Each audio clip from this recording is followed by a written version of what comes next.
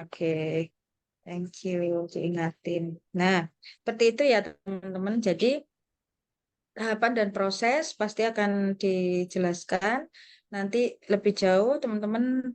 Intinya gini, sekarang eh, nanti pada di grup ya, kalau selesai kuliah ini di grup tolong dituliskan nama tiga tiga NPM tiga nomor terbelakang, empat nomor terbelakang. Terus setelah itu variabel yang dikehendaki untuk akan dibuat alat ukurnya ya. Jadi pendidikan juga ikut memantau. Nah, nanti perkembangannya setelah itu teman-teman cari jurnal, cari buku, cari referensi lah kira-kira gitu ya. Tapi harus referensi yang berbobot, jangan eh, blog atau web atau apa biasanya teman-teman tuh ngambil artikel di online gitu ya kayak misalnya Halo atau apa jangan untuk definisi konsepnya kumpulin sebanyak-banyaknya minimal 10 tokoh ya minimal 10 tokoh tentang definisi variabel yang bersangkutan itu nanti akan jadi bekal pada saat nulis tesis sebenarnya semakin sedikit kalian mengumpulkan definisi konsep, maka akan semakin sulit Anda untuk menjelaskan nantinya. Ya, jadi pada saat pembahasan, pada saat anu itu jadi susah. Terus kita nggak punya pilihan untuk bisa membuat aspek, indikator, dan seterusnya. Nah, tokoh-tokoh yang 10 tadi minimal, salah 3 di antaranya minimalnya itu harus punya aspek, dimensi atau di aspek atau dimensi dan punya indikator. Nah, indikator itu bisa jadi tidak langsung eh, tidak langsung dikemukakan oleh ahli itu, tapi bisa saja dia merupakan penjelasan dari aspek ya. Asalkan kalimatnya harus berupa kalimat kerja. Misalnya memiliki apa, terampil apa, mampu apa gitu ya. Itu contohnya. Jadi ada kalimat kerjanya. Bukan berupa hmm, penjelasan umum ya. Penjelasan tuh ya apa ya? Deskripsi dari bukan arti. Nah, bukan arti dari dimensi atau aspek gitu ya. Jadi teman-teman tolong dipahami hal tersebut nanti supaya tidak salah jalan. Oke, saya mulai saja. Mungkin mohon maaf. Untuk Oke, variabel terus gimana? untuk variabelnya itu tiga atau salah satu saja. Satu, Satu saja satu ya. aja untuk mata kuliah ini satu. Kalau tiga ndak nutut nanti lah podo mbek garap skrip tesis nanti, Pak. Baik, Bu. Terima kasih. Satu aja untuk dipilih terserah mau yang X-nya, mau yang Y-nya, atau mungkin nanti kalau misalnya rencana pakai moderator atau mediator ya mungkin yang variabel Z-nya terserah ya. Oke. Nanti silakan diajukan aja dan sebaiknya sudah mengacu ke tesis ya meskipun mungkin belum di ACC judul tapi makanya pilihlah yang makanya variabel itu ya kalau untuk tesis ini eh, berdasarkan pengalaman dari yang sekarang sedang saya bimbing jangan menggunakan variabel-variabel mungkin enak di stop dulu jangan menggunakan variabel-variabel yang sudah jenuh, sudah banyak diteliti, banyak banget malahan. Contoh misalnya motivasi, contoh prokrastinasi, self-efficacy, dukungan sosial itu sudah sangat banyak. Hmm, apalagi ya biasanya motivasi itu prestasi belajar. Hmm, Resiliensi, Bu. Fokus. Resiliensi itu juga sudah banyak banget. Jadi cobalah cari yang lagi ngetren-ngetren ya. Nah, itu bisa bertanya kepada mungkin chat GPT atau apa gitu ya. Teman-teman lebih tahu lah, lebih pintar daripada saya. Bertanya topik populer gitu ya. Jadi bisa di ini. Kalau yang Yang agak baru-baru itu kayak misalnya pubbing, self compassion, work life balance, hmm, apa lagi ya, cyberlobbying, hmm, pubbing, FOMO, flexing, apa lagi ya. Banyak sebenarnya, tapi rata-rata memang berhubungan dengan digital ya, apa kemampuan digital, literasi, literasi digital itu juga bisa ya, bisa digunakan. Terus ya, kalau kayak misalnya apa kecemasan ibu melahirkan apa ibu hamil primigavida, aduh wis wakai ya. Jadi tolong jangan yang begitu-begitu supaya tidak tidak sia-sia lah kerjaan kalian itu nilai manfaatnya menjadi rendah ketika sudah banyak sekali yang diteliti variabel tersebut begitu. Oke, nanti disambung lagi mengenai itu masuk di materi dulu.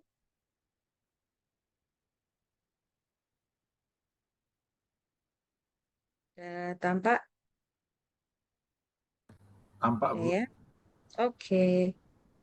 Nanti saya share juga ini meskipun di Elitak ya ada, tapi di Elitak ini malah saya lupa tadi itu. Oh iya ya kok nggak gawe Elitak aku ya. Oh, itu. Belum, Bu, sama Nggak apa-apa. absennya, Bu. Iya, lupa saya. Nanti nanti absennya tak absenkan aja. Atau ngabsen di chat. Di chatnya ini, di chatnya mana? Zoom. Nanti kan itu terrecord juga. Nanti Mbak siapa Mbak Feni yang ngasih ke Bunikan nanti tak absenkan. Gitu ya. Lupa ya aku. Kan ada Elitak. Loh, ada banget. Nah, ini masih em, metode penelitian tapi yang punyanya S1 ini sepertinya. Jadi intinya untuk penyusunan skala itu berada di posisi ada di bab 3, bukan di bab 1, bukan di bab 2, tapi di bab 3. Meskipun ada di bab 3, tetapi konseptual teori itu ada di bab 2. Sehingga teman-teman untuk bisa membuat definisi operasional seperti yang ada di sini tercantum ada definisi operasional itu harus mengacu pada definisi konsep. Artinya konsep yang ada di bab 2 gitu. Terus di sini nanti teman-teman di tesis itu tidak menyebut skala 1 gitu ya. Ini hanya contoh saja skalanya namanya apa langsung dan tidak ada dalam kurung variabel Y. Nah, untuk tugas ini nanti hanya salah satu yang Y-nya aja atau yang X-nya salah satu X gitu. Boleh gitu ya. Terus nah, kalau mengacu kepada IPA, AIRA IPA NCMA tahun 99. Jadi gini, IPA, American Psychological Association, itu bikin semacam SOP gitu. Bekerja sama dengan AIRA dan NCMA, ini semacam organisasi yang bergerak apa mempelajari mengenai psikometri, pengukuran psikologi, alat tes dan lain sebagainya. Mereka membuat ada 9 tahap dari apa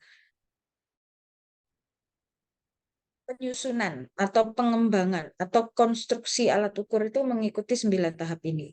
Tahap 1, tahap 2, tahap 3 sampai tahap 9. Tahap pertama itu dimulai dengan identifikasi penggunaan utama dari skor yang diperoleh sampai kemudian ada proses. Nah, kalau dilihat di sini kan reliabilitas validitas itu di tahap 8 ya. Baru di tahap 9 itu penormaan. Jadi sesungguhnya setiap alat tes yang kita buat, bentuk alat tes itu harusnya ada norma dan ada manual administrasi.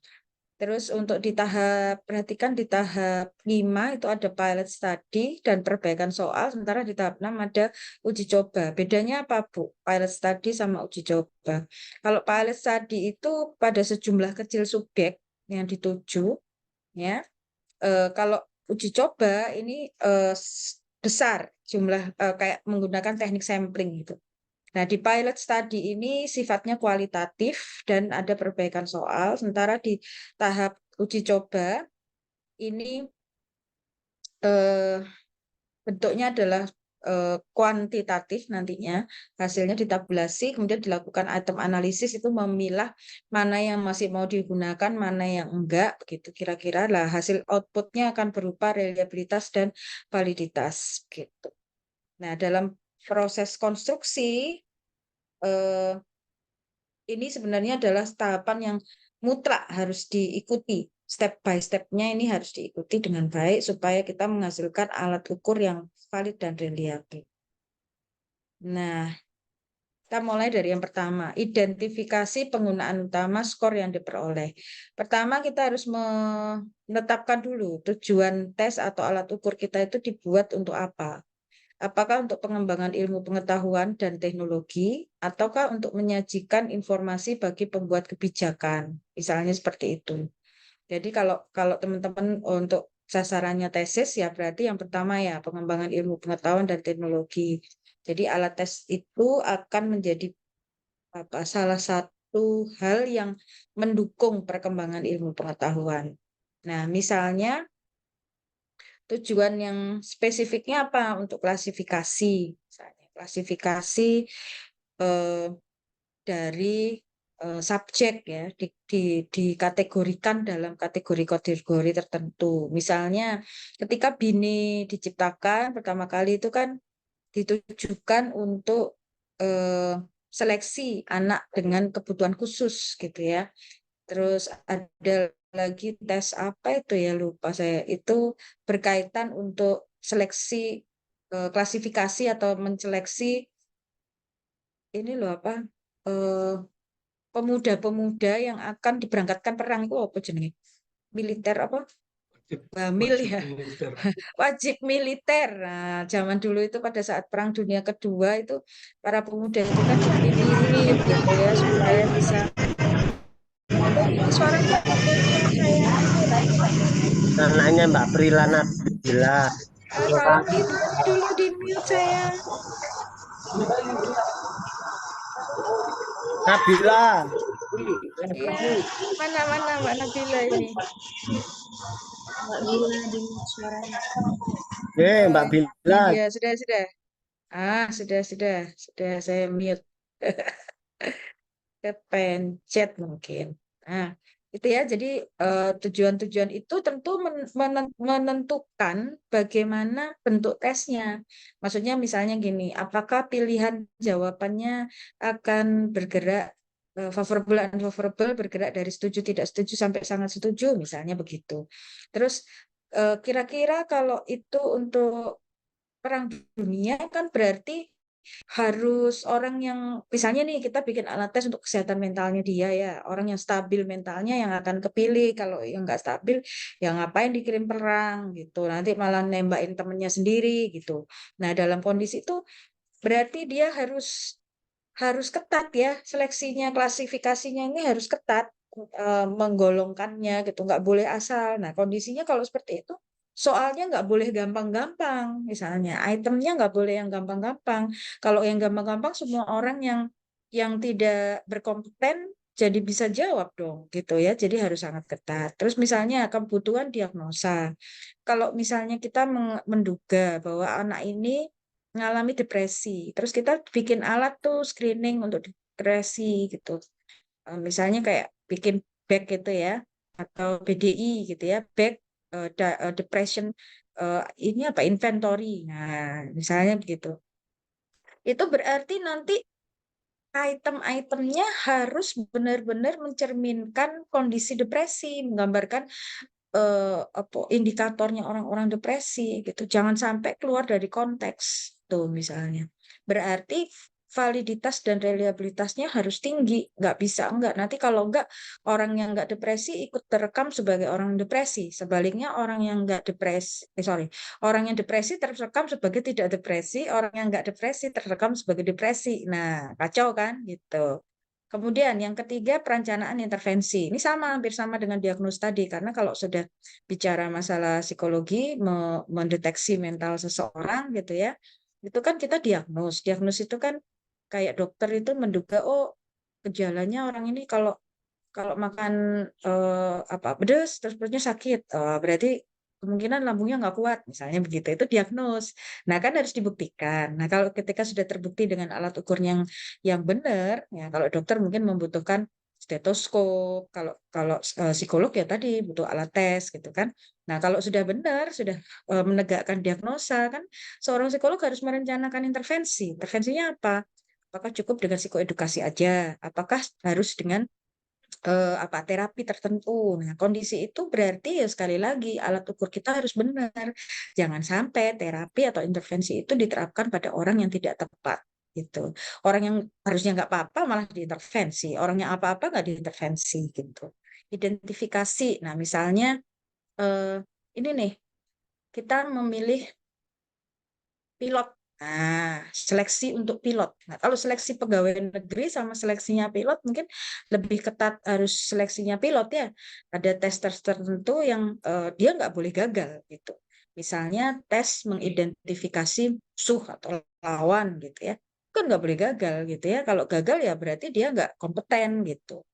Nah, ya sebentar Mbak ya. Nah, kalau di posisi-posisi seperti itu berarti harus ketat. Nah, ketika harus ketat, maka pemilihan item soal tingkat kesulitan soal itu juga menjadi pertimbangan selain validitas dan reliabilitas. Begitu. Ya, Mbak Fauzia, ada pertanyaan apa? Iya, Bu. Mau bertanya untuk yang perencanaan Oke. intervensi tadi, Mm-mm. bagi lagi. Mohon maaf. Nah, Oke. itu misalkan kita kan menjadi peneliti ya, Bu ya. Mm-mm. Posisi kita menjadi peneliti. Nah, untuk perencanaan intervensi itu apakah kita yang mengintervensi atau kita membuat perencanaan intervensi untuk misalkan kalau di sekolah untuk guru kepada siswanya atau kita boleh mengintervensi sendiri, Bu? Untuk empati, kan intervensi ini kan kalau untuk psikolog sayang. Baik. Kalau iya, kalau kalau yang bukan psikolog kita sebatas hanya kayak misalnya psikoedukasi kayak gitu boleh. Terus kayak pelatihan tapi yang asal terapi nggak boleh. Jadi ada intervensi-intervensi yang memang istilahnya hanya psikolog, tapi juga ada intervensi yang boleh bukan psikolog. Kayak tadi yang saya sebutkan psikoedukasi itu boleh bukan psikolog. Terus kayak apa tadi? Psikoedukasi terus apa mau Mbak? Pokoknya pelatihan. Nah, pelatihan itu boleh masih antai. Pelatihan gitu boleh. Nah, tentu saja yang kalau misalnya kita sebagai peneliti, posisi mengintervensi ini nggak boleh kita sendiri. Bahkan ketika anak mapro apa PKPP gitu ya, itu kalau pas PKPP boleh, kalau yang nggak boleh itu pada saat penelitian yang berkaitan dengan tesis ya, tesisnya mereka itu ya nggak boleh. Kenapa? Karena biasanya gini loh, kalau peneliti sendiri yang melakukan eh, ada unsur subjektif, karena kita itu kepingin itu berhasil gitu, sehingga eh, ya karena subjektif berusaha berhasil, maka ada beberapa poin yang mungkin bukan dimanipulasi ya, tapi istilahnya kayak dibagus-bagusin gitu loh. Terus kemudian kalau memberikan itu juga di apa ya di setting sedemikian rupa sehingga tidak tidak murni, tidak alami gitu. Tapi kalau orang lain kita bisa mengubah kondisi itu menjadi lebih objektif, lebih ya, bukan bukan pasti objektif, tetapi lebih objektif dengan cara orang lain yang memberikan, tapi kisi-kisi panduannya kita buatkan semacam modul gitu, Mbak. Mbak Fauza. Jadi kita buatkan modul supaya dia me, apa namanya memberikan intervensinya itu sesuai dengan eh, tahapan yang kita harapkan, target-target yang kita harapkan. Karena perencanaan intervensinya pasti kita sebagai peneliti, artinya kita membuat semacam modulnya, tetapi pelaksanaannya itu bisa orang lain, harus orang lain kalau dalam penelitian. Gitu Mbak Fauza kira-kira. Oh, baik, Bu. Terima kasih Pak atas penjelasan. Mm-mm. Iya. Ini tadi sampai mana ya? Identifikasi sudah ya? Yang pilot tadi ya. Ha. Kemudian evaluasi program. Jadi kadang-kadang, nah ini kita itu bikin program apa ya? Misalnya program pembelajaran atau eh, program meningkatkan kemampuan atau keterampilan siswa untuk berbahasa Inggris gitu misalnya. Nah, terus kita pengen tahu programnya ini berhasil nggak sih gitu ya, setelah berjalan 3 semester ini kok kayaknya kemampuan siswa berbahasa Inggris kok kayaknya biasa-biasa aja, berhasil nggak sih sebenarnya. Nah, proses untuk lihat keberhasilan itu kita bisa membuat alat ukur ya untuk bisa mendeteksi gitu seberapa keberhasilan kita. Ya tentu saja dengan alat yang baik ya sehingga hasilnya juga baik ya. Penelitian kayak tadi yang dicontohkan eh, kalau penelitian itu untuk menegakkan diagnosa, hipotesis kok hipotesis.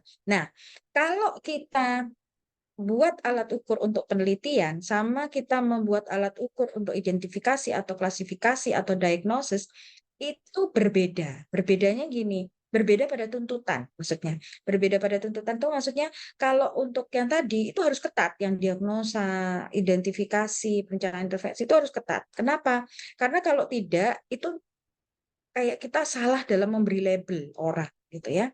Kemudian kalau penelitian, ini kan kita tidak dalam label tertentu ya, artinya kita tidak memberi label pada seseorang begitu. Tapi di sini sifatnya klasikal untuk membuktikan sebuah hipotesis gitu. Jadi tidak terlalu ketat dari sisi validitas reliabilitas. Contoh gini maksudnya, kalau untuk diagnos, identifikasi, klasifikasi kayak pilot tadi, mungkin reliabilitas 0,9 yang dituntut.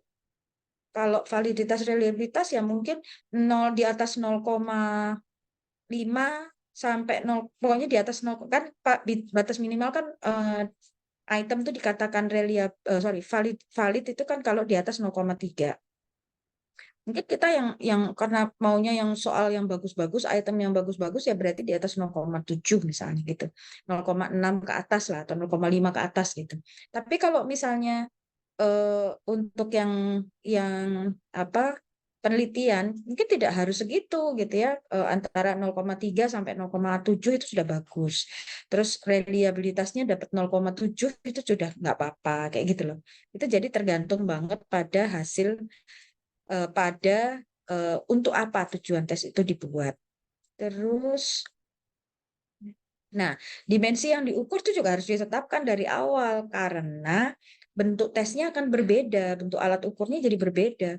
Apakah kalau kognitif berbeda dengan skala sikap, minat, bakat, dan lain sebagainya. Contoh, untuk kognitif itu nggak bisa kalau pakai skala Likert yang apa setuju tidak setuju itu kan untuk mengukur sikap gitu ya, nggak bisa kita kalau kognitif. Kalau kognitif itu harus benar salah, ya tidak benar salah itu ya. Jadi setara dengan multiple choice itu loh, itu kognitif. contoh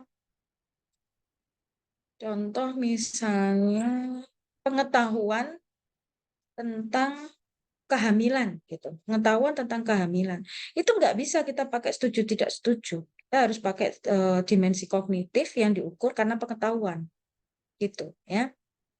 Kemudian kayak misalnya ada beberapa tes minat bakat yang mungkin tidak menggunakan verbal tapi menggunakan figural seperti yang Buniken buat berkaitan dengan kreativitas itu berbentuk tidak gambar tetapi tidak kalimat tetapi berupa gambar gitu. Oke. Nah, jenis alat ukur ini juga nanti menentukan ya bagaimana kita membuat alatnya gitu. Kayak misalnya alat ukur yang kelompok sama alat ukur individual. Mungkin yang psikologi tahu ya, tesnya WAIS, tesnya Binet, tes intelijensi itu untuk anak-anak tidak bisa kita gunakan secara kelompok, harus digunakan secara individual. Yang bisa digunakan secara kelompok misalnya CPM, APM itu ya. Terus kayak tes row gitu, itu nggak bisa digunakan secara kelompok, bisanya individu. Jadi makanya perlu dipikirkan. Kayak IST itu bisa untuk kelompok, gitu. Tapi untuk individu pasti bisa. Kalau bisa digunakan untuk kelompok, untuk individu pasti bisa. Tapi untuk individual belum tentu untuk kelompok bisa. Gitu. Itu juga menjadi pertimbangan, gitu ya. Kenapa di awal-awal itu harus ditetapkan dulu supaya nanti bentuk soalnya tidak salah, gitu. Kemudian, apakah alat ukur yang kita buat itu speed test atau performance test? Kalau speed test itu berdasarkan kecepatan, jadi dibatasin waktu untuk mengerjakan tiap itemnya. Kalau performance test tidak, gitu ya. Oke. Nah, yang kedua tadi persyaratannya adalah langkah yang berikutnya adalah mendefinisikan thread atau domain yang diukur. Nah, ini yang harus disiapkan oleh teman-teman seperti saya sampaikan tadi. Jadi, mulailah ketika sudah menetapkan variabel, teman-teman harus menetapkan pustakanya. Nah, tinjauan pustakanya. Makanya mulai hunting-hunting jurnal. Kemarin di psikologi Bu Rina Kaprodi S1 itu memberi materi tentang apa namanya? Bagaimana kita memanfaatkan artificial intelligence untuk kepentingan penelitian gitu. Nanti bahannya video tutorial sama apa aja AI yang bisa digunakan akan saya masukkan ke drive yang isinya macam-macam yang berkaitan dengan bahan menyusun tesis dan skripsi. Nanti teman-teman bisa ambil di situ. Termasuk materi saya nanti juga saya masukkan di situ. Nanti teman-teman mau mau mengakses itu monggo gitu ya. Nanti saya berikan linknya di grup. Nah, tunjangan pustaka ini sekali lagi kalau zaman dulu itu acuannya buku gitu ya. Kalau sekarang tuh jurnal. Nah, jurnal teman jangan males. Nah, bukannya para dosen kita itu kemelinti apa kemelinti itu ya sok-sokan gitu ya harus bahasa yang bahasa Inggris punya dan harus luar negeri punya gitu ya. Bukan apa-apa, ini justru menolong teman-teman nantinya pada saat, karena tuntutan publikasi jurnal sekarang itu tinggi. Jadi kalau teman-teman bahan acuan yang dipakai itu jurnal-jurnal yang kalau saya bilang tuh jahatnya itu ceketer ya, apa nggak berbobot, nggak berkualitas, nggak bereputasi kalau bahasa penelitian itu. Maka teman-teman seterusnya itu akan mendapatkan itu. Itu kan kalau kita nyari itu ya, itu kan kita itu kalau di di apa dunia maya itu ada istilahnya apa ya? Eh, apa sih yang biasa kita cari? Nah, itu akan munculnya ke situ terus gitu loh. Kalau misalnya kita biasanya nyarinya jurnal-jurnal yang elek-elek itu gitu ya. Nanti yang muncul terus itu yang ditawarkan terus. Jadi apa istilahnya? Geometrik Algoritma, apa? Nah, algoritma. algoritma. Ya, ya, ya, betul. Terima kasih. Algoritmanya itu ke situ terus. Jadi biasakan. Zaman saya waktu waktu studi S3 itu saya terbiasa untuk harus mencari itu toh yang bereputasi, yang bagus, yang luar negeri punya gitu ya. Gitu saya nyari sekali, dua kali, tiga kali. Nah, itu yang selanjutnya itu selalu yang tertampilkan ya itu terus, yang maksudnya yang bagus-bagus terus gitu ya. Sampai saya bisa bisa dapat ya kita namanya mahasiswa itu kan golek sing apa sih nggak dikunci ya yang open access gitu yang open access. Nah, itu juga begitu karena kita sekali dapat nanti dapat terus. Tapi kalau kita biasa yang ya jelek-jelek tadi ya sama gitu. Jadi teman-teman mohon bersabar dan apa ya banyakin nontonin video-video tutorial gitu yang memudahkan kita mencari jurnal-jurnal yang luar negeri punya itu PSC yang gratisannya gitu ya. Apalagi kalau sekarang kan ada Sci-Hub ya. Di Sci-Hub itu teman-teman bisa bisa jurnal-jurnal yang tadinya kekunci itu dia PHT tuh bisa dibukain di situ gitu. Jadi lumayan lah gitu ya. Jadi kalau sampai ada mahasiswa yang ngomong susah, nggak bisa dan seterusnya, saya tuh prihatin justru gitu. Kenapa kok bisa begitu? Artinya apa sih yang sudah usahakan kok baru 2 hari udah ngomong nggak bisa gitu. Jadi harus memang berburu jurnal itu sebuah tantangan tersendiri dan kita harus menyediakan waktu, duduk manis, nggak bisa cuma sejam 2 jam, nggak bisa sehari 2 hari, mungkin berhari-hari gitu. Bahkan Bu Niken sendiri untuk bisa mendapatkan jurnal yang berkaitan dengan alat ukur kreativitas, jurnal yang membahas tentang alat ukur kreativitas ya, eh, itu saya butuh kurang lebih 1 tahun.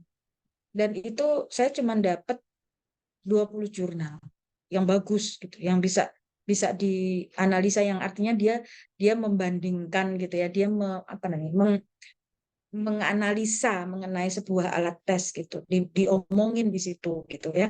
Itu saya baru dapet itu ya 20 gitu. Jadi ya teman-teman kalau bisa sih kan masih semester depan ya, jadi mulai sekarang sembari pada saat ngerjakan mata kuliah ini itu tadi rajin-rajin aja cariin jurnal terus terus terus gitu.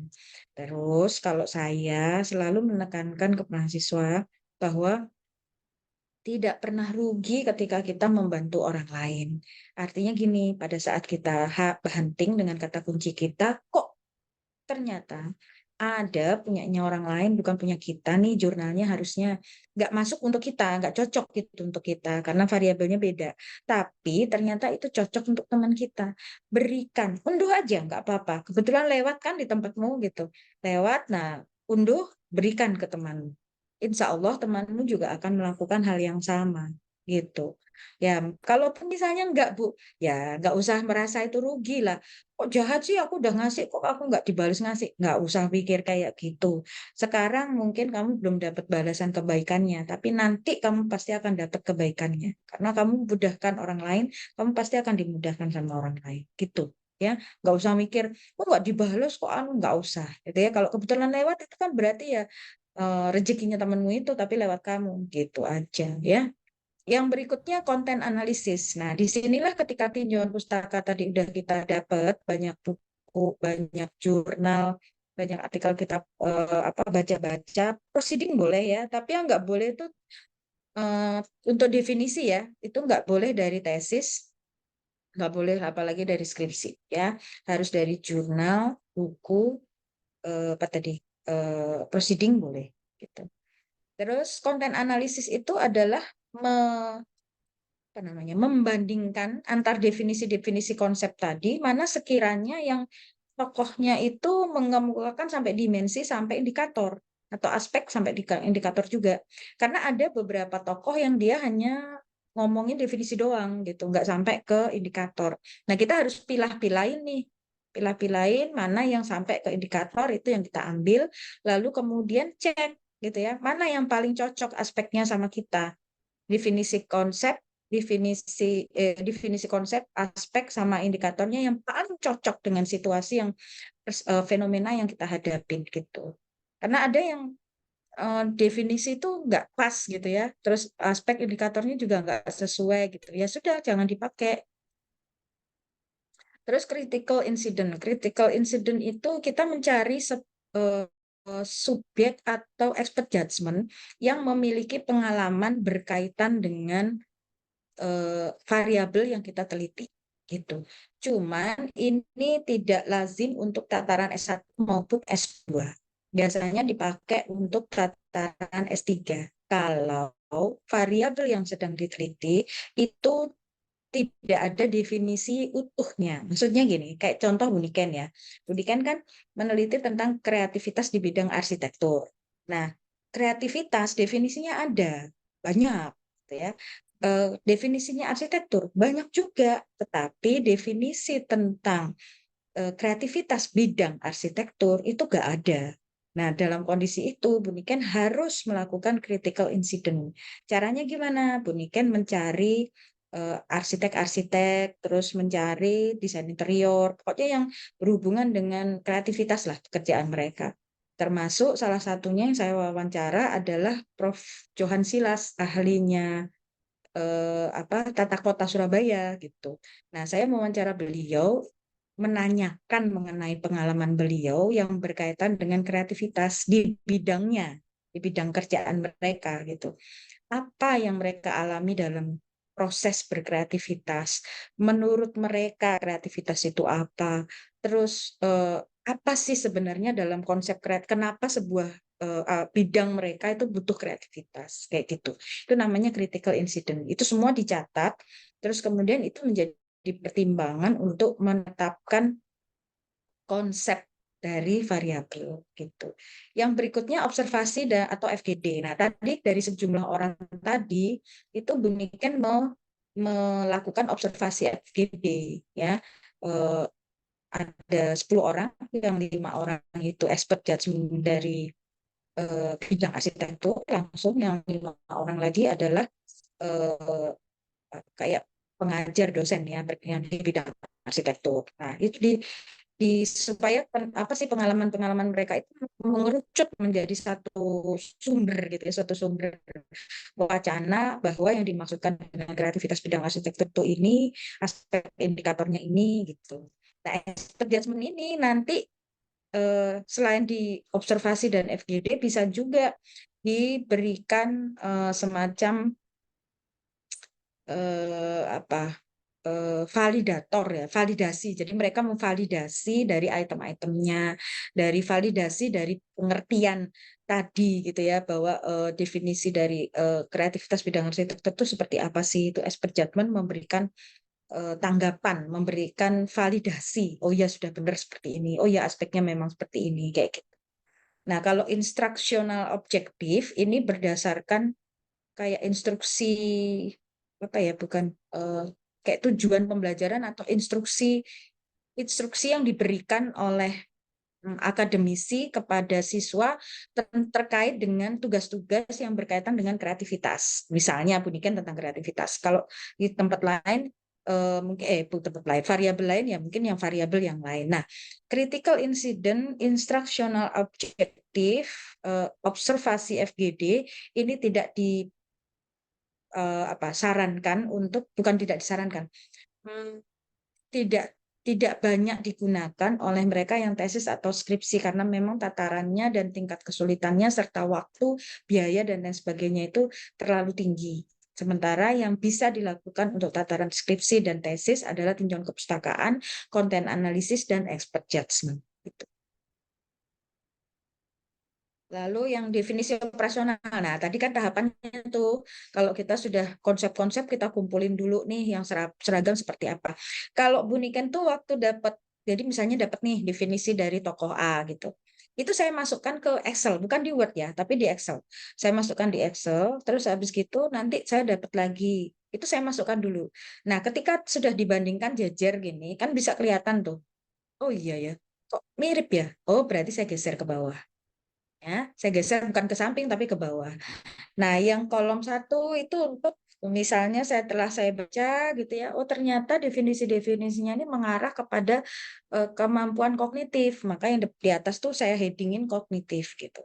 Nanti yang lain saya baca, oh ini ternyata mengarah pada kepribadian definisinya. Oke, saya lihat, saya tempelkan di satu tempat sel yang lain yang berkaitan nanti dengan kepribadian. Begitu seterusnya.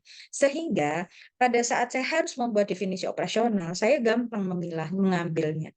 Oh mana yang paling lengkap, yang dia mewakili, yang kalau misalnya tujuan Buniken adalah kognitif gitu ya. Maka maksudnya definisi konsep yang mendasari variabel saya itu saya melihat lebih banyak arahnya ke dimensi kognitif. Berarti saya akan mengambil definisi-definisi yang khusus ke kognitif. Kalau yang lain akan menjadi pertimbangan tapi tidak akan saya acu untuk definisi operasional saya. Kira-kira seperti itu. Nah, tapi kalau kemudian di dalam definisi operasional ini kita sebenarnya bisa 3 cara. Cara yang pertama kalau kita melihat satu ahli itu dia sudah operasional. Jadi dia tidak sekedar konsep tetapi sudah operasional. Bedanya gimana sih? Bedanya konsep hanya konsep sampai ke sudah operasional. Kalau sudah operasional dia sudah memuat aspek dan indikator di dalam definisi tersebut. Itu sudah bisa kita pakai sebagai definisi operasional.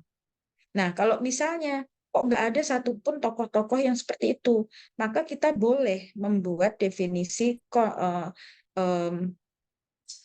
apa sih rangkuman gitu ya, tapi harus dari konsep yang sama atau konsep teoritis yang sama. Misalnya tadi yang kognitif-kognitif tadi itu kita ambil, kita rangkum, disimpulkan gitu. Tapi harus dalam dimensi yang sama.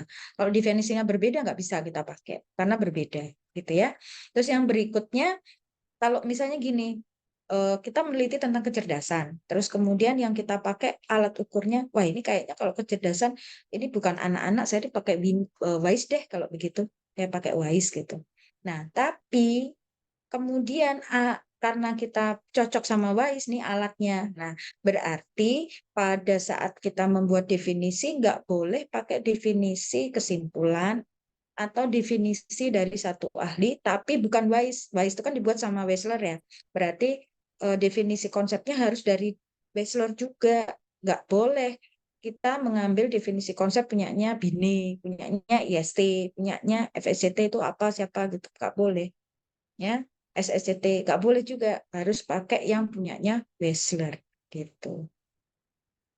Ibu Nah, mohon dalam izin bertanya, oh, boleh? G, Bu? silahkan. Oke. Boleh, G. Monggo. Bu, saya gini Bu, kadang kan kalau misalnya kita mau mengambil sebuah variabel, Mm-mm, biasanya sudah ada beberapa alat yang mungkin dulu pernah dibuat atau pernah disusun baik oleh si mm, pembuat teori atau mm-mm. mungkin pendahulu-pendahulu nggih, Bu, nggih. G. Nah, kalau seperti itu Bu, apakah boleh kalau misalnya kita menyusun alat ukurnya berdasarkan dengan yang sudah disusun oleh si penulis aslinya dan nanti kita melakukan proses adaptasi atau penulisan ulangnya seperti itu, Bu. Mm-mm.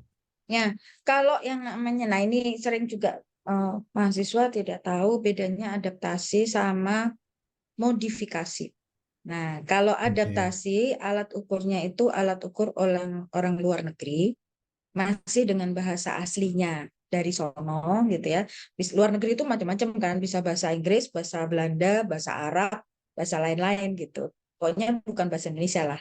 Lalu kita lakukan proses untuk bisa digunakan oleh orang Indonesia dengan bahasa Indonesia. Itu namanya adaptasi. Tapi kalau nih misal Mas Denny mau pakai alatnya Buniken tentang tadi kreativitas gitu ya. Tapi Mas Denny ini bukan mengukur kreativitas bidang arsitektur, tapi ide dan istilahnya aspek konsep definisi operasional yang Buniken buat itu Mas Denny cocok. Cuman nanti penelitiannya di bidang apa desain interior gitu atau di kafe misalnya di kafe desain komunikasi visual kan sama-sama menggunakan kreativitas. Nah, boleh tapi itu harus dibuat ulang karena konsep Buniken itu arahnya ke arsitek. Nah, ini namanya modifikasi. Oke. Tapi teorinya, misalnya kayak aspek anunya itu dianggap sama karena sama-sama berkaitan dengan desain. Gitu kan, lihat oh ini sama nih. Kalau di desain itu juga butuh transformasi, juga butuh apa estetika, juga butuh tentang originalitas misalnya gitu loh Mas. Nah, itu di konsep-konsepnya diambil, tapi itemnya agak dirubah karena menyesuaikan dengan kondisi subjeknya gitu. Itu boleh. Nah, kalau kalau teman-teman di MPC ini untuk mata kuliah ini harus buat, tidak boleh ngambil dari punya orang. Nanti kalau tesis kan ada tiga tiga variabel tuh. Variabel. Nah, nggih. Yang satu ini yang hasil dari buat ini, yang dua ini kalau misalnya ngambil dari orang lain tadi boleh. Tapi saya tidak menyarankan adaptasi. Kenapa? Karena ilmunya beda. Adaptasi itu prosesnya tidak sekedar menerjemahkan terus kemudian selesai. No, adaptasi itu ada prosesnya. Kalau di Mapro diajarkan karena banyak sekali alat-alat apa assessment, Iya, alat iya. tes itu yang berasal dari luar negeri. Dan kalau teman-teman apa namanya harus membuat itu jauh kayak misalnya kayak depresi itu kan alatnya udah ada, apa yang kita bikin kayak gitu loh. Tapi alatnya itu masih berbahasa Inggris, kebanyakan begitu gitu. Nah, adaptasi itu ya prosesnya. Pertama adalah forward translate dari bahasa asli ke bahasa Indonesia. Itu menggunakan 2 sampai 3 aplikasi penerjemahan ya. Terus setelah itu harus diparafrase. Setelah parafrase dari 3 alat tadi kan keluar tuh anunya terus parafrase. Setelah parafrase lalu kemudian kita kita melakukan backward translate. Backward translate itu diterjemahkan lagi ke bahasa asing dengan hasil parafrase tadi dan itu dilakukan oleh apa namanya? Penerjemah tersumpah.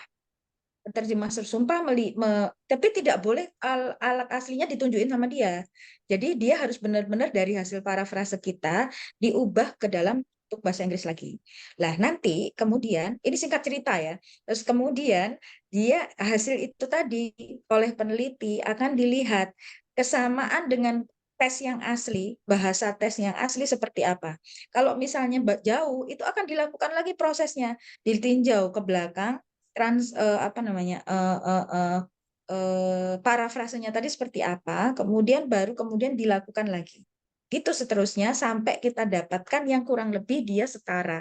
Nanti ada penilaian expert judgment untuk melihat apakah itu memang sudah setara dengan yang sebelumnya. Lalu uji cobanya pada subjek yang bilingual.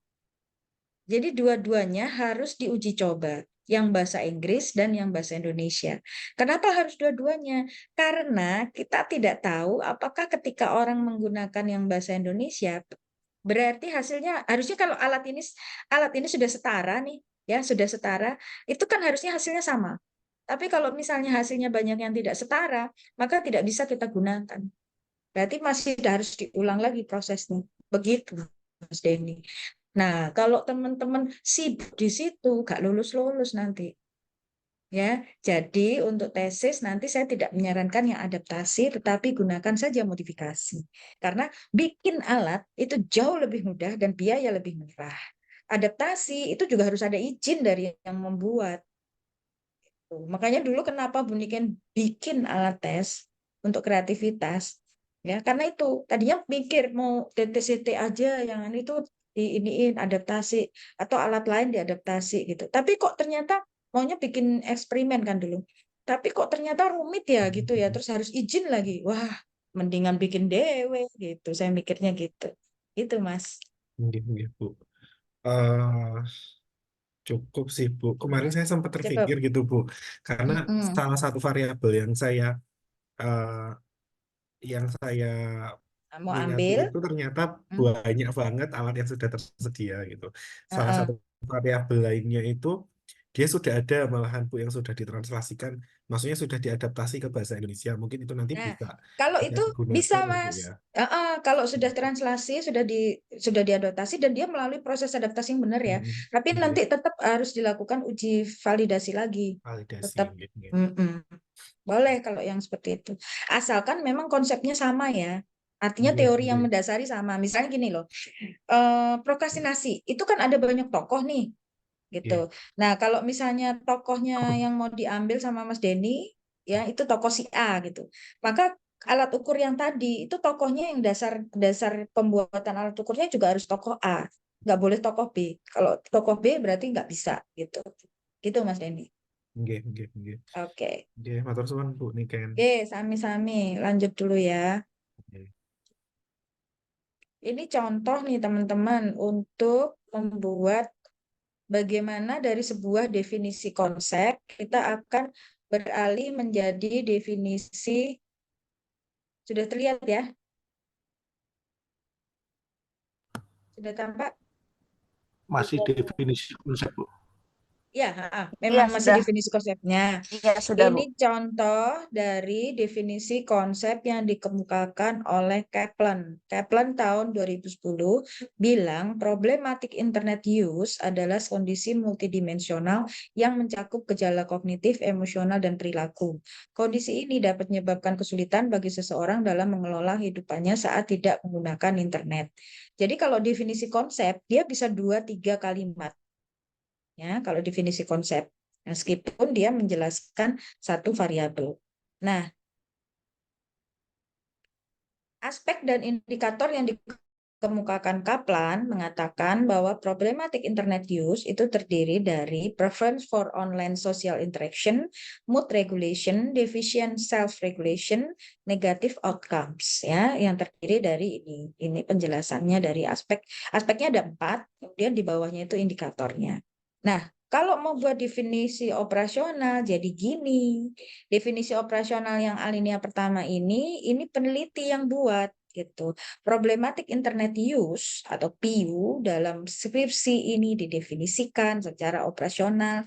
Ya, kalau tesis ya berarti di dalam tesis ini didefinisikan secara operasional sebagai, ini mestinya nggak pakai adalah ya, sebagai kesulitan seseorang mengelola kehidupan saat tidak menggunakan internet yang ditandai ini berarti kita bicara masalah indikator. Adanya keyakinan dalam interaksi online lebih efektif dan nyaman dibanding tatap muka, bla bla bla, dan seterusnya. Kalau teman-teman lihat, ini adalah ngambil dari aspek dan indikator yang ada di sini. Jadi definisi operasional itu peneliti yang buat dan sudah mencakup konsep serta indikator atau aspeknya yang sudah masuk di sini. Jadi dia dalam satu tarikan nafas dan satu kalimat. Jadi tidak ada ceritanya definisi operasional 2-3 kalimat. Salah itu. Nah, definisi operasional itu harus satu kalimat. Gitu. Panjang nggak apa-apa karena memang mungkin indikator atau aspeknya banyak. Gitu.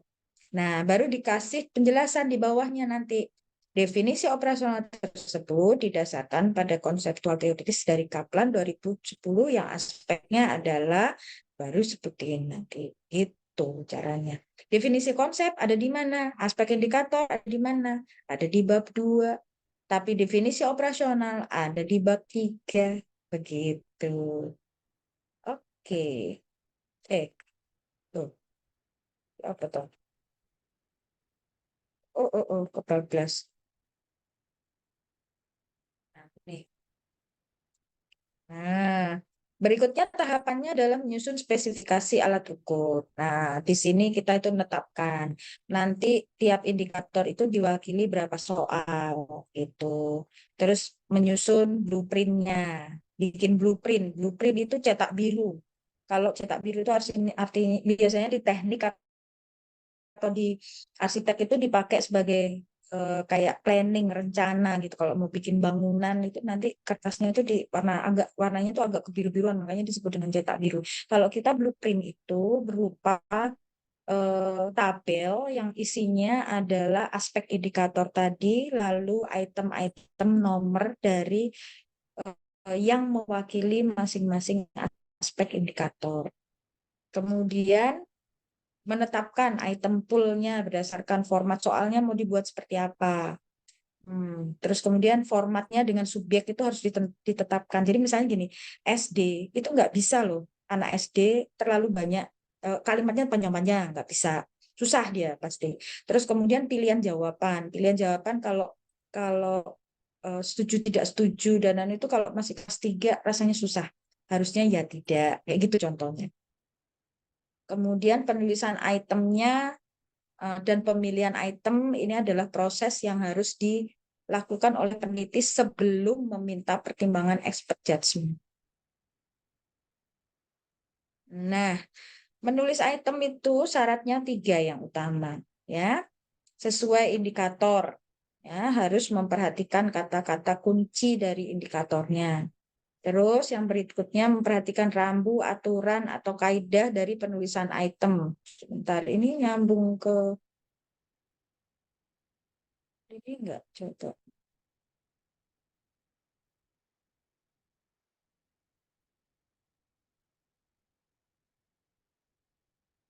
Oh ya, sudah nyambung.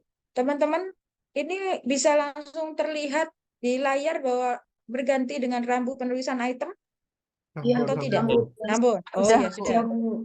Oke, berarti. Nah ini, rambu 1. Saya malah lupa kalau saya tuh bikin kayak begini.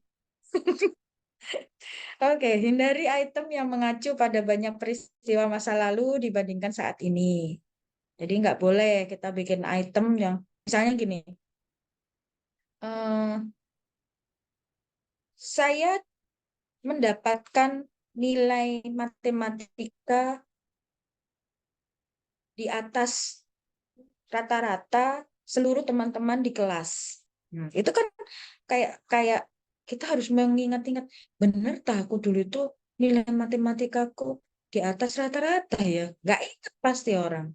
Ya, kalau apalagi kalau sekarang dia sudah sekian puluh tahun lalu waktu SD-nya atau SMP-nya yang belajar matematika gitu, pasti nggak ingat gitu.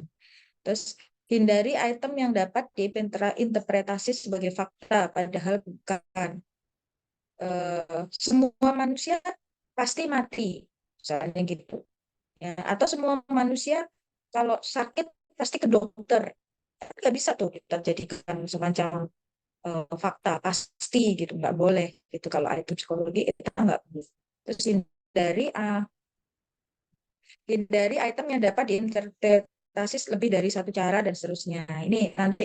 Ini bagian ini juga nanti akan saya berikan ke teman-teman ya. Saya nggak usah bahas satu persatu, nanti dibaca sendiri aja. Gitu. Nah, kayak balik dia cara nih. Sebentar. Stop aja, stop share. Balik B. Oh, tetap gak bisa ya.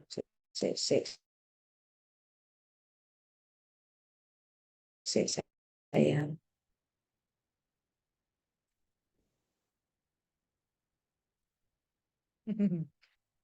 Gitu ya. Terus kemudian model penskalaan yang dipilih dan format responnya juga harus dipikirkan. Ini contoh.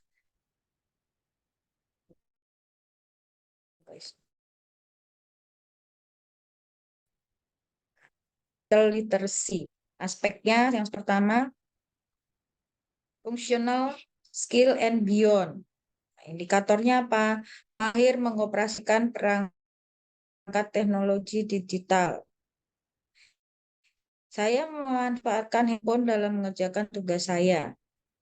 Nah, ketika memanfaatkan handphone, apakah ini berarti mahir mengoperasikan perangkat digital, teknologi digital? Memang perangkat teknologi digital. Memanfaatkan, apakah berarti mengoperasikan? Apakah bisa dibuat kalimat yang lebih bagus? Misalnya, nah itu, udah keluar dewek. Nah, smartphone saya berisi banyak aplikasi mempermudah saya mempelajari kembali materi yang disampaikan guru di kelas. Mungkin terlalu panjang, bisa disingkat lagi kah? Misalnya, saya menggunakan beberapa aplikasi dari smartphone untuk mengerjakan tugas dari guru, misalnya. Ya, lebih singkat lagi, bisa, boleh ya, begitu. Lalu, saya mampu menggunakan laptop, komputer, dan perangkat digital lain untuk mendukung proses belajar saya. Ini sebenarnya udah bagus, cuman ada banyak alat yang dituliskan di sini yang bisa jadi tidak semua orang menggunakannya. Maksudnya, saya itu memang pakai laptop sih, tapi saya tidak pakai komputer. Nah, bingung kan? Nah, apalagi di situ ada dan perangkat digital lain. Nah, perangkat digital lain itu apa? Orang mikir gitu. Ya, makanya nggak boleh ada banyak pilihan atau apa sih? Ya alternatif gitu di dalam satu kalimat, harus satu saja. Nah, ini sangat mudah bagi saya untuk menggunakan semua aplikasi di laptop. Ya, kalau mau ngomong ya laptop doang, laptop aja untuk mendukung penyelesaian tugas gitu. Contoh lagi, aspek kreativitas indikatornya berpikir kreatif dalam memanfaatkan teknologi untuk memperoleh dan menyebarkan informasi. Nah, itemnya apa contohnya? Di sini saya mampu mencari materi pelajaran melalui perangkat digital seperti laptop, handphone, dan komputer. Sekali lagi, ada banyak pilihan, sebaiknya tidak. Jadi cuma satu saja. Nah, ini saya kesulitan mengerjakan tugas dengan cepat dari guru saya dengan cepat saat kesulitan mengerjakan tugas dari guru, saya dengan cepat dapat mencari beberapa artikel di internet menggunakan smartphone. Satu saja sudah. Dengan ada laptop, ada handphone. Nah, gitu ya. Lagi, saya kesulitan berbagi informasi melalui perangkat digital karena fiturnya sangat beragam. Coba kalau agak berbeda, saya tidak tahu cara tercepat menyebarluaskan informasi pada teman-teman satu kelas menggunakan smartphone. Nah, berarti dia nggak tahu cara menyebarluaskan, cara tercepat. Dia mungkin bisa menyebarluaskan, tapi cara tercepat dia nggak bisa mikirin cara lain apa gitu. Nah, salah satu ciri dari kreativitas itu kan itu tadi ya, apa, memiliki ragam dari apa yang biasa dia lakukan gitu. Contoh lain, ini skala self-directed learning readiness. Terlihat, nah itu saya konsisten dalam menyelesaikan tugas tepat waktu. Nah, bisa lebih singkat, setiap tugas dari guru saya selesaikan tepat waktu. Jadi harus melihat ke indikator, selalu melihat ke indikator ya. Contoh, begitu. Oke. Nah, format pilihan jawaban atau respon ini tergantung ya kepada pertanyaannya, kombinasi pernyataan dan pilihan serta pertanyaan gitu juga bisa. Ada figur gambar kayak bunyikan tesnya itu menggunakan gambar. Kalau teman-teman nanti skala biasa ya, tidak menggunakan gambar. Nah, review itu dilakukan peneliti dulu awal kali. Memang sih kita tuh kalau bikin kalimat selalu merasa punya kita udah paling bagus gitu. Makanya punya kita perlu temen tanyain tuh ke temen, bener tak ini kalimatnya udah bisa dipahamin, misalnya gitu. Cek kesesuaian dengan indikator itu harus gitu ya. Jadi cek lagi, jadi rasain ini kata kuncinya indikator ini apa sih gitu. Ya, sehingga membuat item kita itu selalu akan cocok gitu. Kesesuaian item dengan rambu-rambu tadi. Kemudian yang kedua dilakukan oleh expert judgment. Tujuannya adalah memperoleh evidence content validity. Jadi dari validitas reliabilitas itu adalah proses pembuktian.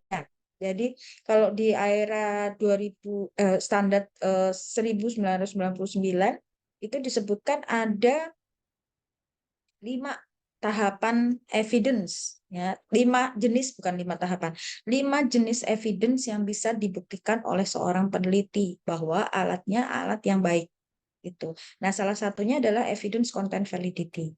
Nanti dilakukan secara kuantitatif dengan menghasilkan CVI and CVR, bisa menggunakan icon index atau LOCE ya. Bisa juga dilakukan kualitatif dari proses saran atau review yang tertulis dalam deskripsi yang jelas dari expert juga gitu. Bisa juga nanti kita dapatkan pada saat pilot study dengan beberapa calon subjek gitu, kira-kira seperti itu. Nah, ini evidence on content itu, ini yang tadi saya ceritakan oleh expert judgment. Yang dinilai itu 3 hal minimal: sufisiensi, relevansi, dan clarity. Nah, nanti itu dimasukkan ke dalam program Excel, lalu setelah itu nanti diolah. Nanti di pertemuan kedua saya akan ajarkan ini. Terus kemudian pilot study, ya, ini pasti bukan bisa jadi dari masukannya expert, tapi bisa juga kita dari thinking aloud, itu dari subjek itu di pas jawab itu kita tanya, kenapa kamu kok lama di soal yang ini, kenapa kamu soal ini cepet, kamu coba ceritain pada saat menjawab yang ini apa yang kamu pikirin, kayak gitu-gitu. Jadi kualitatif report sifatnya. Nah, ini uji coba lapangan ya, teman-teman. Nanti harus dilakukan. Responden sebaiknya tidak tahu kalau itu uji coba. Kemudian harus teknis penyajian, isi item, format, instruksi itu harus jelas. Menggunakan Google Form boleh, ya asalkan harus jelas gitu ya. Terus upayakan untuk bagian apa jenenge identitas itu sebanyak mungkin informasi yang ingin kita butuhkan. Kayak misalnya jenis kelamin, usia, latar belakang pendidikan, mungkin seperti itu perlu kita himpun ya. Terus kayak asal daerah, mungkin begitu. Terus apa lagi misalnya, yang kira-kira itu akan mendukung pada saat kita memberikan pembahasan gitu ya dari hasil kita nanti. Sample size ini makin besar, makin banyak, makin baik gitu ya. Kalau jangan bilang minimal berapa, Bu. Ya kalau di tugas ini sih minimal 30, tapi kalau bisa lebih banyak lebih baik. Gitu. Nah, ini tadi yang saya cerita.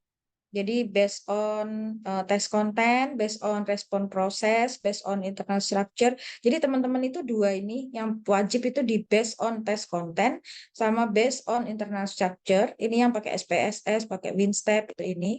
Kalau ini yang CVI, CVR. Kalau yang ini hukumnya apa ya? Makruh gitu ya. Apa? Sunah, bukan makruh. Sunah.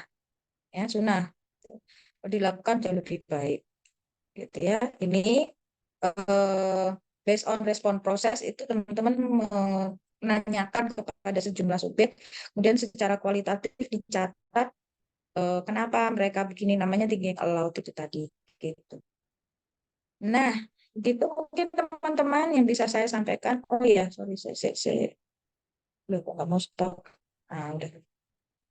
Nah, jadi nanti teman-teman di pertemuan berikutnya kita akan mulai membahas mengenai yang kalau item saya pikir saya nggak bisa ini ya koreksi satu persatu, tapi paling tidak mungkin ada item yang mau dikonsul boleh di pertemuan berikutnya.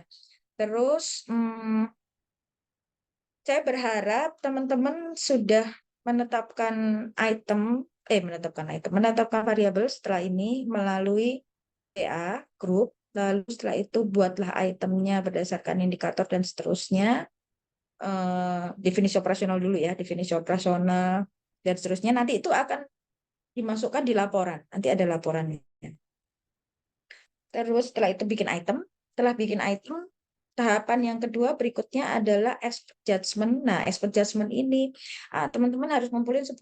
Nah, supaya gampang dapetin 10 expert judgment itu tidak mudah dan dalam waktu yang singkat gitu ya. Jadi supaya gampang begini. 8 diantaranya itu dari teman-teman sendiri. Teman satu grup ini aja. Jadi misalnya punyanya Mbak Halimatus Syahro, itemnya, skala apa ya? Misalnya Mbak Halimatus maunya skala apa? Mau bikinnya? Pubbing, oke. Nah, nanti skala pubbingnya Mbak Halimatus dicek di, di apa namanya? Dianalisis oleh expertnya 8 orang teman yang ada di sini. Misalnya, 1 Mbak Koirun analisa, yang 2 Mbak Adri, yang ketiga Mbak Fauza, yang keempat Mas Randy, yang kelima Mas Mabruri, keenam Mbak Gama, ketujuh Mbak Fitriatul, kedelapan Mbak Erlin. Nah, misalnya begitu. Terus hasilnya tadi itu akan ditabulasi, dimasukkan. Nanti ada ini format validator. Nanti saya berikan di grup ya, saya berikan di grup format validator. Nanti terus setelah itu diisi di situ skor-skornya. Nah, nanti terus setelah itu dipindah ke Excel. Nah, di Excel itu nanti udah otomatis sudah bunyikan setting gitu otomatis kalau misalnya ke jumlah ke bawah gitu langsung akan keluar CVI ya nanti tinggal nyari CVR dan rumusnya tinggal disesuaikan aja gitu cepet kok gitu ya. Jadi teman-teman, nah yang 2 lagi siapa Bu? Yang 2 lagi ini boleh misalnya kalau pubbing itu boleh gini, misalnya teman-teman nanti ngambil datanya di sekolah gitu ya, terus itu tentang perilaku yang berkaitan dengan siswa gitu, boleh guru, kepala sekolah gitu boleh. Kalau misalnya kalau pubbing itu kan masyarakat umum nih, berarti cari aja dosen psikologi gitu yang mau bersedia menjadi expert judgment-nya untuk menilai skalanya nanti gitu, 2 orang. Terserah mau dosen psikologinya Untak, mau di luar Untak boleh.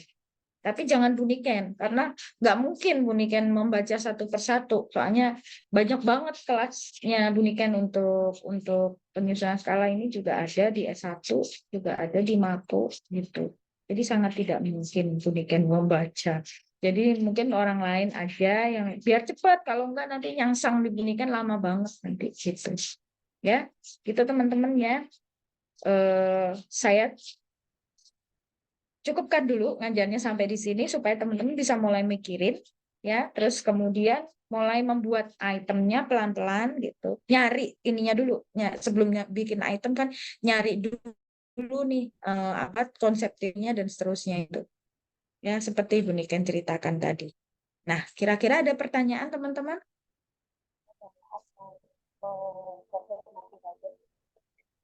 Mbak Fauza nggak kerungu? Bertanyakah Maaf, dirimu? ya. Ya, gimana? Mau konfirmasi, Bu. Ya, Eh, apakah benar nanti yang akan kami cari itu mulai DKDO, di terus KDU kok apa? indikator, maaf, definisi konseptual, definisi operasional, Oh ya, siap. Terus? ya, indikator, Heeh.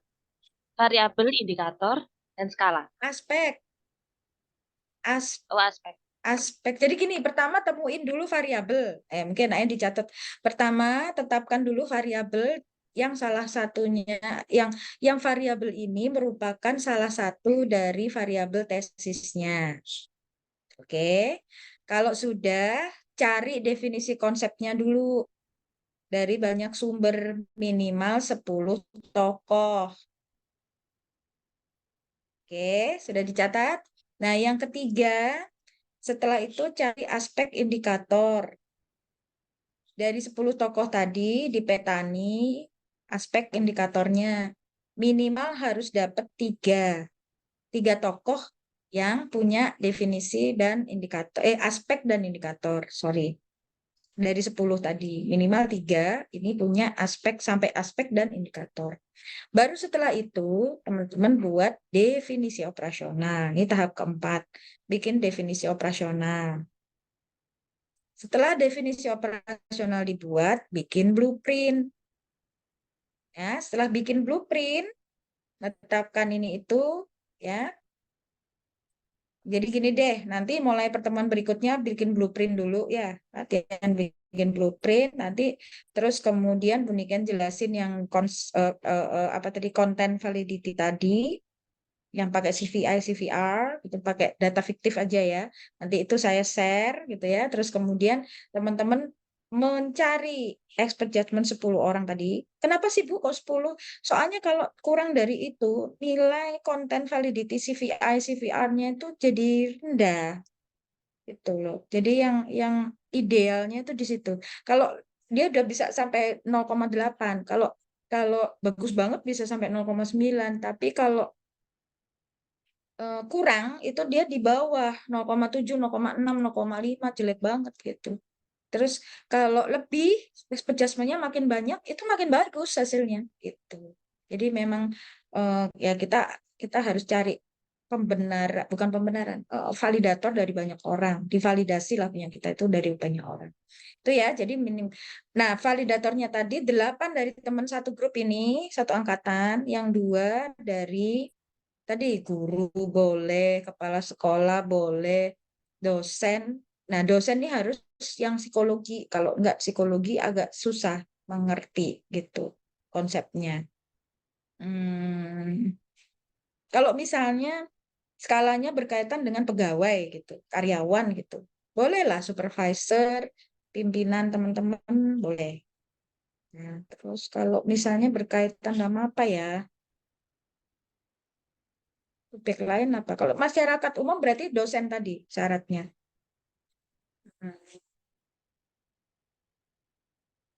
Misalnya dosen bahasa Indonesia atau dosen bahasa Inggris, rasanya nggak masuk deh.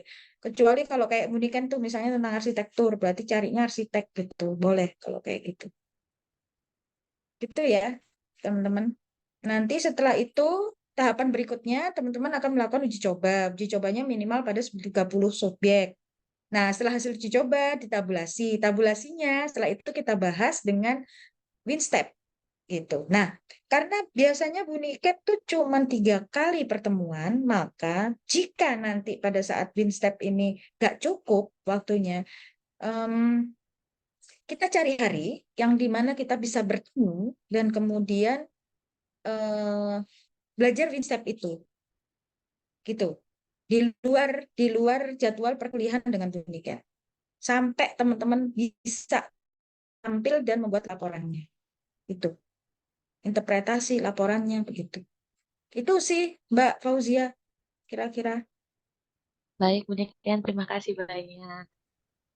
Ya, nanti kalau tiba-tiba ada pertanyaan yang berkaitan dengan apa yang Bu Niken sampaikan tapi kok kelewat atau mungkin bingung atau ya apa, ngobrolnya di grup ya. Gitu. Ya, Bu. Ini sudah terekam presensi. Oke, terima kasih. Ini kok live maksudnya gimana? Sensinya memang dicek ya, Bu. Hah? Piye? Ibu, kalau saya tadi pakai screenshot bisa nggak ya, Bu? Apanya? Untuk absennya, Bu. Ini otomatis dia kerekam kok, Say.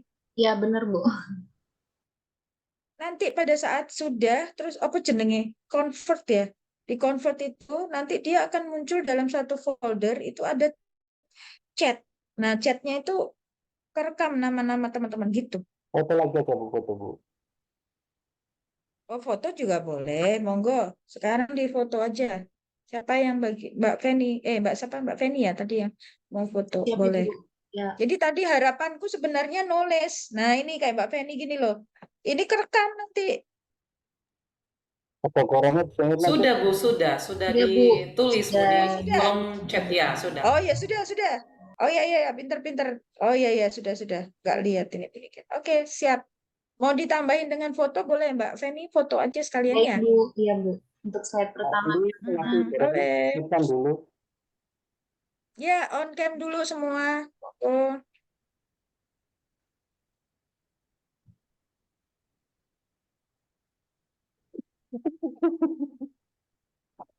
Slide pertama teman-teman. Sebentar. Tak mancing akan. Teko gorengnya orang teko. Slide kedua.